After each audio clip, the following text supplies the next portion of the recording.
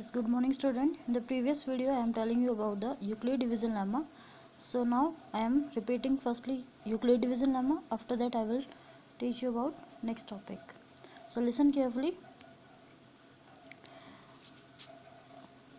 Firstly Euclid division lemma.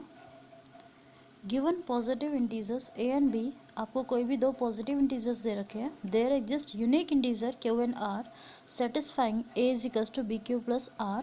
और जो आपका r है वो 0 से बड़ा होगा और b से छोटा होगा. जो मैं आपको कल कैसे समझा रही थी, if you will divide 37 by 5, कि अगर आप 37 को 5 से डिवाइड करते हैं तो आपको पता है कि कोशेंट ये जो टर्म है और जो रिमाइंडर है वो फिक्स होता है.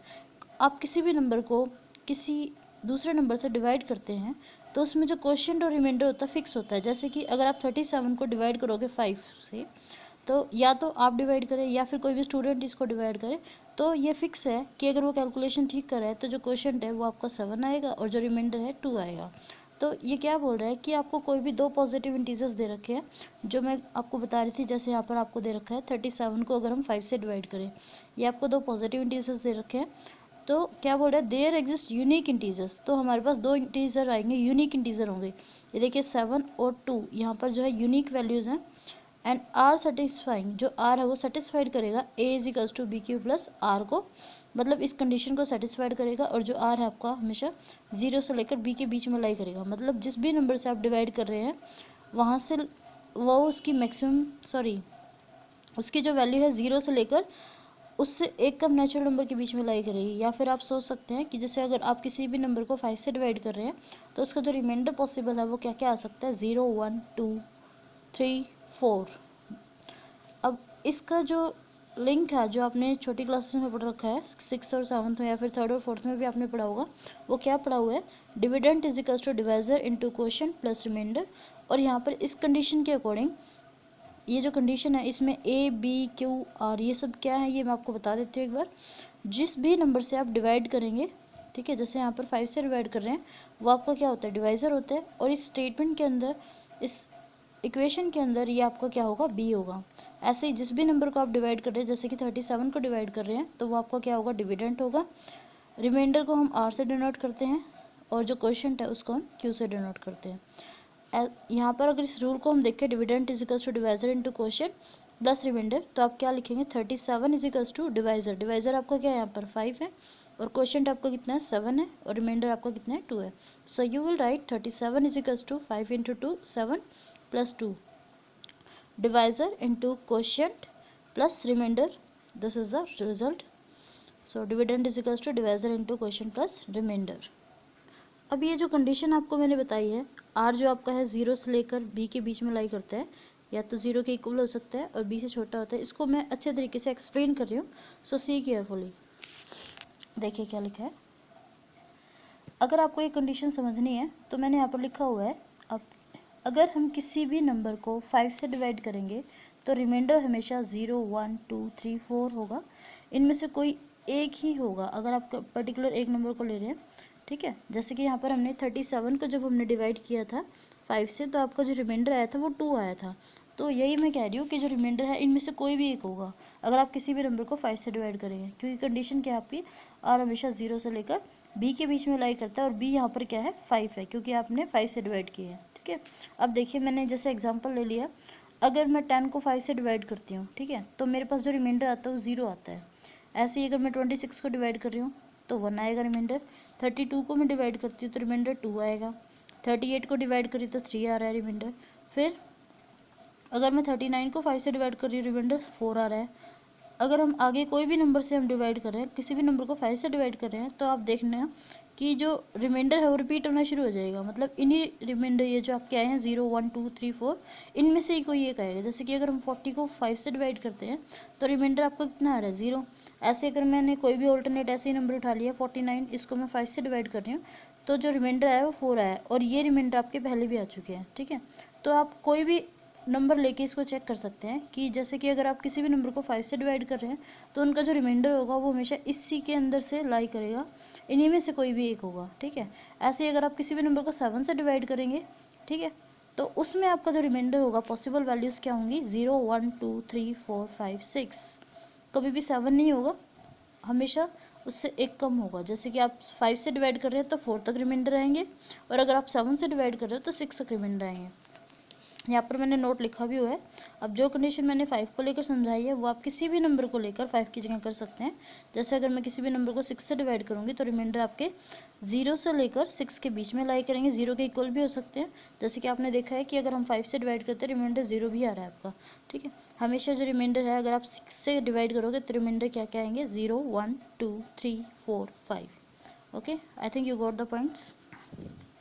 अब जो मैंने आपको बताया था वो मैंने बताया था यूक्लिड डिवीजन लेमा, जिसके अकॉर्डिंग आपको शायद समझ आ गया होगा कि dividend is equals to divisor into question plus remainder. अब जो हमारा नेक्स्ट टॉपिक है वो क्या है, यूक्लिड डिवीजन एल्गोरिदम। अब पहले आपको जो एल्गोरिदम है उसका मीनिंग मैं क्लियर कर देती हूँ। यूक्लिड आपको मैं बता चुकी हूँ कि एक मैथमेटिशियन का नाम है, ठीक है। डिवीजन सिंपल आपकी डिवाइड होती है, और लेमा अभी पीछे टॉपिक आया था आपका लेमा, मैंने क्या बताया था कि कोई भी एक प्रूव रिजल्ट जो होता है उसको हम दूसरे स्टेटमेंट को प्रूव करने के लिए यूज़ करते हैं, that is the lemma. Now come to the algorithm. What is algorithm? Algorithm is a series of well defined steps which gives a procedure for solving a type of problem। कि एक particular type की problem को solve करने के लिए जो series होती है वेल डिफाइंड स्टेप्स की, उसको हम उस प्रोसीजर को हम क्या बोलते हैं, एल्गोरिदम बोलते हैं। ये आपको जो है क्वेश्चन से ज़्यादा क्लियर होगा, ठीक है। Now come to the exercise 1.1 question number 5। Now come to the question number first, exercise 1.1। Read the statement firstly. Your statement is use Euclid division algorithm to find the HCF of 135 and 225। आपको क्या करना है, आपको Euclid division algorithm use करना है और आपको HCF निकालना है 135 और 225 का। तो देखिए अब हम कैसे निकालेंगे। इसके लिए जो सिंपल स्टेप, जो सिंपल मैंने, देखिए आपको फर्स्ट पार्ट क्या है, आपको 135 एंड 225 का HCF लेना है। तो वो देखिए हम कैसे करेंगे। ये आपने जो मेथड है जो प्रीवियस क्लासेस उसमें भी शायद किया होगा, एक बार दोबारा बता देते हैं। जैसे कि आपको 135 और 225 का HCF निकालना है, तो आप क्या करेंगे, जो भी बड़ा नंबर होगा इन दोनों नंबर में से, जिन भी दो नंबर का आपको HCF निकालना है, जो भी आपका बड़ा नंबर है उसको तो आप अंदर रखेंगे, ठीक है, और जो आपका स्मॉल नंबर होगा उसको आप बाहर रखेंगे, डिवाइज़र लेंगे, और इसको आप जो बिगर नंबर है उसको आप डिविडेंड लेंगे, ठीक है। अब देखिए इसको सिंपल डिवाइड करना है आपको 135 से 225 को। तो आपको पता है कि 1 जा फिर जाएगा 135। अब इनको माइनस करो जैसे कि हम नॉर्मल डिवीज़न के अंदर करते हैं। जब हम इनको माइनस करेंगे सो यू विल गेट 90। अब देखिए अगर मैं 135 से 90 को डिवाइड करूँगी तो आपको पता है नहीं होगा, पॉइंट्स में वैल्यू आएगी। आपको पॉइंट्स में नहीं जाना है। नेक्स्ट स्टेप आपको क्या करना है, जो 90 है उसको तो आप डिवाइज़र ले लो, और डिविडेंड अब किसको बनाओगे, जो आपका फर्स्ट में क्या था, डिवाइज़र था, वो हमने यहाँ पर ले लिया। अब फिर से आपको बताया, फिर से आप नॉर्मल जो डिवीज़न होती है वो आप करो। तो 90 1 से 90 होता है, रिमाइंडर यहाँ से 45 बचेगा। अब अगेन आपको लग रहा है कि ये जो नंबर है 90 से डिवाइड नहीं हो सकता, तो आपको क्या करना है, इसको डिवाइज़र लेना है, और ये आपका क्या रहेगा, डिविडेंड रहेगा। अब ठीक है, डिविडेंड रहेगा तो इसको मैंने अंदर ले लिया। अब ये चेक करिए कि 45 के टेबल में 90 ऐसे छोटा नंबर आ रहा है, तो आपको बताया 2 से आता है वो, ठीक है। तो यहाँ से आपने जब इसको 2 से डिवाइड 45 टू ज़ 90 लिखा, आपका रिमाइंडर कितना आ गया, 0। जब भी आपका रिमाइंडर 0 आ जाएगा तो आपकी कैलकुलेशन स्टॉप्स हो जाएंगी, और आपको पता लग जाएगा कि जो आपका HCF है इसके अंदर वो कितना आया है, 45 आया है, ठीक है। अब देखिए इसमें एल्गोरिदम आप कैसे लिखेंगे, आपको HCF निकालना था यूक्लिड डिवीजन एल्गोरिदम के अकॉर्डिंग, ठीक है। तो अभी तो हमने नॉर्मली इसका HCF निकाला है। अब देखिए इसको एल्गोरिदम की हेल्प से कैसे करना है। जो मेन क्वेश्चन है वो यहाँ से शुरू होता है, बट आपको समझने में थोड़ी प्रॉब्लम आती है, तो इसलिए मैंने डिवाइड करके आपको दिखा दिया कैसे करना है। देखिए आपका जो यूक्लिड डिवीजन लेमा था उसके अकॉर्डिंग क्या था, dividend is equals to divisor into question plus remainder. अब ये आपका क्या था, यूक्लिड डिवीजन लेमा था। अब देखिए a is equals to b q plus are.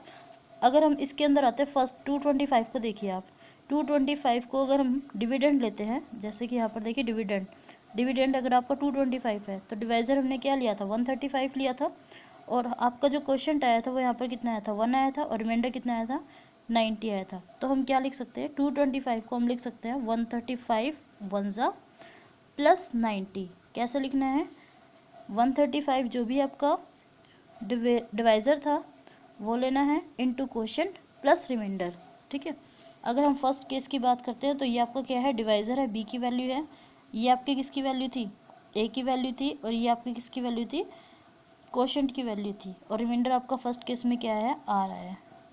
ठीक है, ये सारी वैल्यूज़ हमने शो कर दी यहाँ पर। तो आप इसके अंदर वैल्यू पुट करिए, a is equals to b q plus r के अंदर a is equals to b q plus r. अगर आप फर्स्ट स्टेप में ये पुट करते हैं तो आपके पास आएगा 135 into 1 plus 90। Now come to the next 135, same procedure आप करेंगे। अब 135 को आप कैसे लिख सकते हैं, 90 वन ज़ा प्लस 45, 90 वन ज़ा plus 45। Now next step will be, you will be write 90 as the 45 into 2 plus remainder, and remainder is 0 here. When your remainder will be 0 then you will stop the calculations, कि अगर आपका reminder 0 आ जाएगा तो उसी time आपको calculation stop कर देनी है, और आपका जो HCF है उस केस में कितना आ जाएगा, 45। This is the Euclid division algorithm. You have to find the HCF of 135 and 225 by Euclid division algorithm. So this is the procedure I told you. Now come to the question number second. Your statement is find the HCF of 196 and 38220 by using Euclid division algorithm. So listen carefully. Firstly you will divide simply 38220 by 196, then you will get 195. You will see there is not any second calculation like this in this question.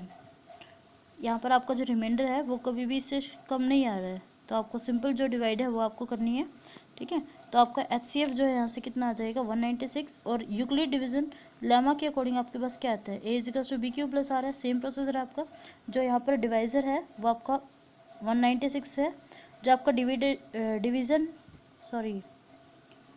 Dividend है वो आपका है 38220, और जो आपका question है 195, और reminder आपका कितना है, 0 है। So you will write 38220 is equals to 196 into 195 plus 0।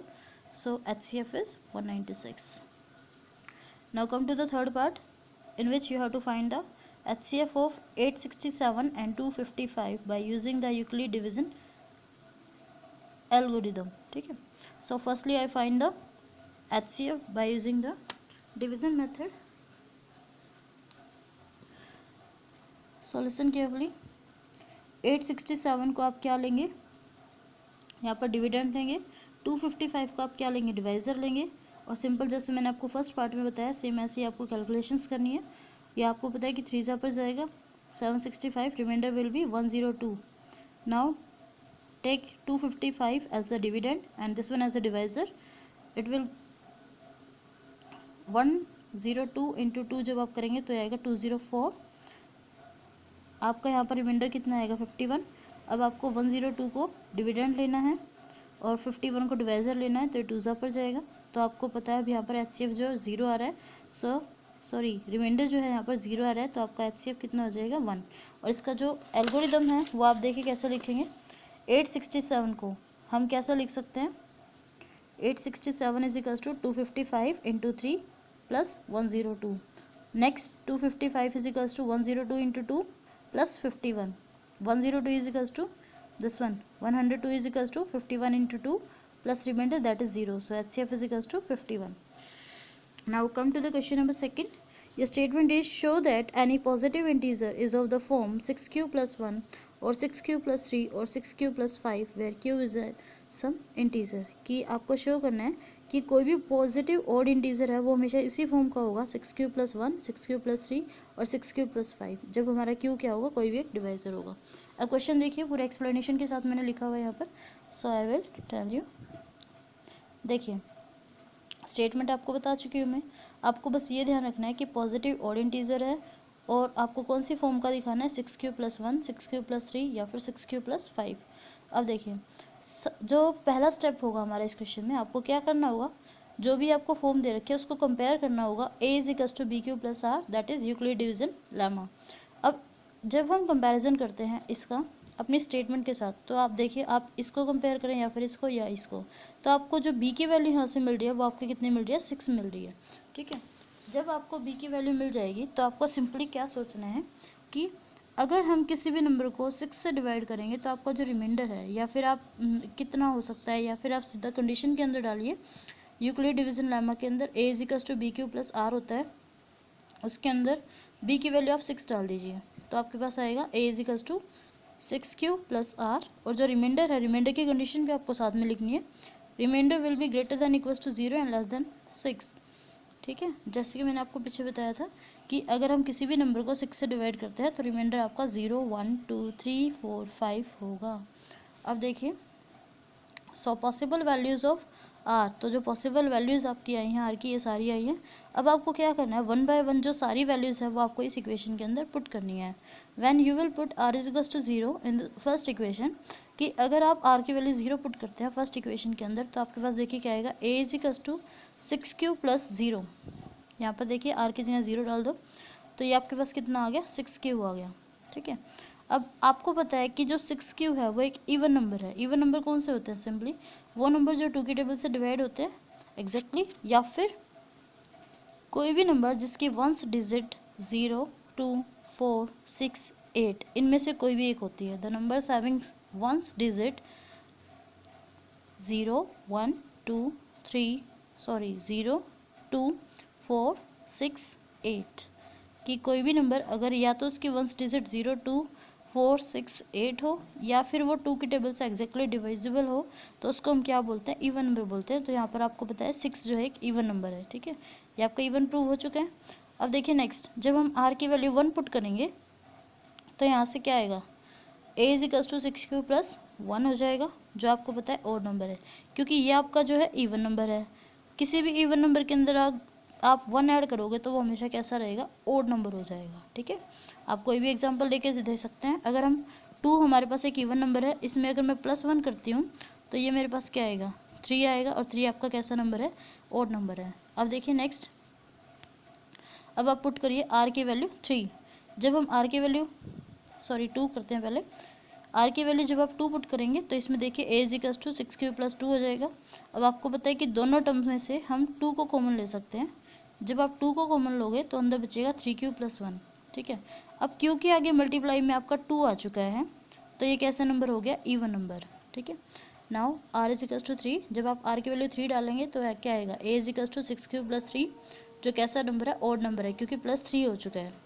फिर आर की वैल्यू 4 डालो तो क्या आएगा, a is equals to 6q plus 4, तो यहाँ से कितना आ जाएगा, 2 फिर से कॉमन आ रहा है, अंदर बचेगा 3q प्लस 2, और वो कैसा नंबर है, इवन नंबर है। आर इज इक्वल्स टू 5 डाल दो तो ए इज इक्वल्स टू कितना आएगा, 6q प्लस 5, और वो कैसा नंबर है, ओड नंबर है। So positive odd integer among above r, तो इनमें से जो पॉजिटिव, क्योंकि आपको क्या निकालना था, पॉजिटिव और ओड इंटीजर आपको फाइंड आउट करने थे, तो इनमें से ओड नंबर आपके कौन कौन से आए, देखिए एक तो ये वाला है 6q प्लस 1, फिर आपका है 6q प्लस 3, और नेक्स्ट आपका है 6q प्लस 5। सो जो ओड इंटीजर आए हैं आपके पास पॉजिटिव, वो कौन कौन से आए हैं, 6q प्लस 1, 6q प्लस 3 और 6q प्लस 5। यही आपको प्रूव करना था। Thank you.